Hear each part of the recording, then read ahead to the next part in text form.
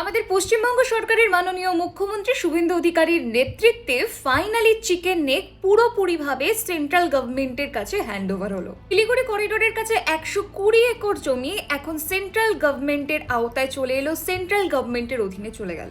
এই chicken neck যেহেতু বাংলাদেশ, নেপাল, ভুটান এই তিনটে দেশের বর্ডারকে কভার করছে, ইভেন চায়নাও কিন্তু এর থেকে খুব বেশি দূরে অবস্থিত নয়, তাই এই জায়গাটি খুবই সেন্সিটিভ, খুব সেন্সিটিভ। আমাদের প্রাক্তন সরকার অর্থাৎ টিএমসি সরকার এই চিকেন নেক নিয়ে অনেক বেশি কন্ট্রোভার্সির মধ্যে জড়িয়ে পড়েছিলেন, অনেক বেশি কন্ট্রোভার্সি ছড়িয়েছিলেন, তাই চিকেন নেক এতদিন পর্যন্ত সেন্ট্রাল গভর্নমেন্টের আওতায় আসতে পারেনি, সেন্ট্রাল গভর্নমেন্ট তার দায়িত্ব নিতে পারেনি।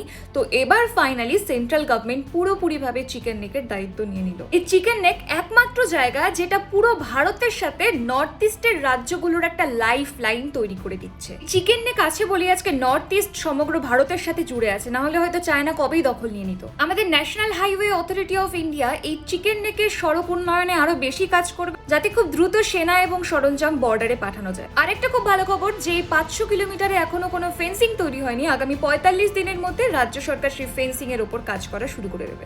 এতদিন আমাদের পশ্চিমবঙ্গের নিরাপত্তা একেবারেই নড়বড়ে ছিল, এখন বিজেপি সরকার আসাতে নিরাপত্তা আরো বেশি উন্নত হচ্ছে, আরো বেশি স্ট্রং হচ্ছে।